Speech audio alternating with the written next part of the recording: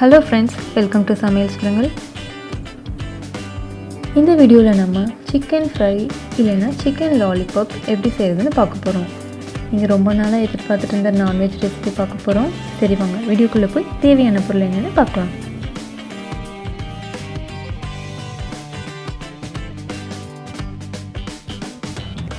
chicken leg pieces ஒரு 5 எடுத்துக்கலாம். மிளகாய் தூள் 2 டீஸ்பூன் அளவு, உப்பு 1 டீஸ்பூன் அளவு, அடுத்து இஞ்சி பூண்டு பேஸ்ட் 2 டீஸ்பூன் அளவு, பெப்பர் பவுடர் 1/2 டீஸ்பூன் அளவு, அடுத்து சோயா சாஸ் 1 டேபிள் ஸ்பூன் அளவு, லெமன் ஜூஸ் 1 டேபிள் ஸ்பூன் அளவு, அடுத்ததான் கார்ன்ஃப்ளவர் 1/2 கப் எடுத்துக்கலாம், அடுத்து மைதா 1/2 கப் எடுத்துக்கலாம், அப்புறம் பொரிக்கிறதுக்கு எண்ணெய் ஒரு 1/2 லிட்டர், அப்புறம் தண்ணி மாவு மிக்ஸ் பண்ணுறதுக்கு. இப்போ சிக்கன் பீசஸில் லெமன் ஜூஸ் சேர்த்துக்கலாம், அடுத்து சோயா சாஸ், அப்புறம் மிளகாய்த்தூள் 1 டீஸ்பூன் அளவு, அடுத்ததான்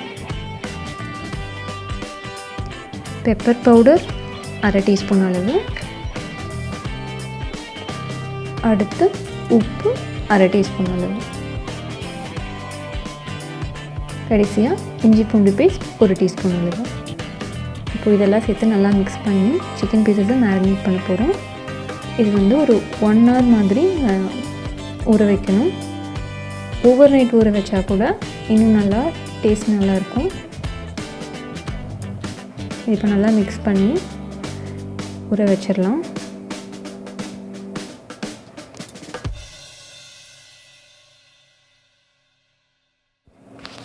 இப்போ நம்ம ஒரு பெரிய பவுலில் கார்ன்ஃப்ளவர் மாவையும் மைதா மாவையும் ஒன்றா சேர்த்துடலாம். அடுத்து பேலன்ஸ் இருக்க இஞ்சி பூண்டு பேஸ்ட்டையும் சேர்த்துக்கலாம். அப்புறம் 1/2 டீஸ்பூன் அளவு உப்பு, அதாவது மாவுக்கு தேவையான அளவு மட்டும். சிக்கன் பீசஸ்க்கு ஆல்ரெடி சேர்த்தாச்சு. இப்போது 1 டீஸ்பூன் அளவு மிளகாய்த்தூள்.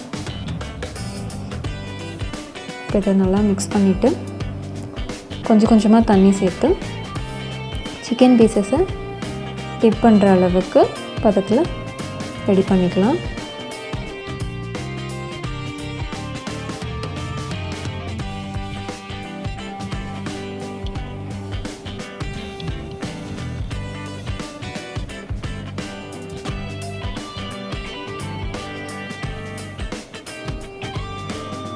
இப்போ வந்து பார்த்திங்கன்னா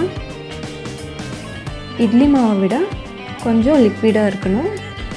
இந்த மாதிரி பதத்தில் இதையும் ரெடி பண்ணி வச்சிடலாம். 1 hour கழித்து சிக்கனை ஃப்ரை பண்ணலாம். 1 hourக்கு அப்புறமா ஒரு ஃப்ரையிங் பேனில் எண்ணெய் விட்டு எண்ணெயை காய்ச்சிக்கலாம்.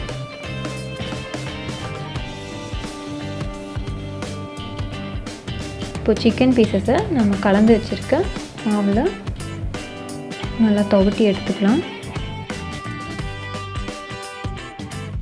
எல்லா பக்கமும் நல்லா மாவு படணும்.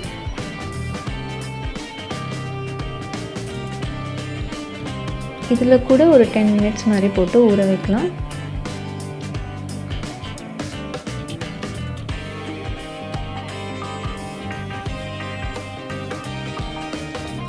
எண்ணெய் காஞ்சிடுச்சு. இப்போ நம்ம சிக்கன் பீசஸை எண்ணெயில் போட்டு பொரிக்கலாம்.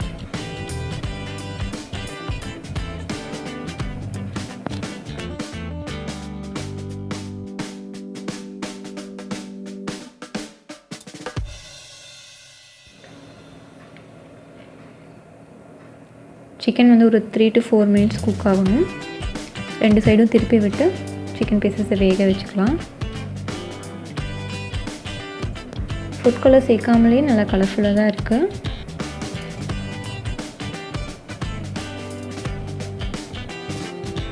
இப்போ நம்ம இந்த சிக்கன் பீசஸை வெளியே எடுத்து ஒரு 10 minutes மாதிரி ஆற வச்சுக்கலாம்.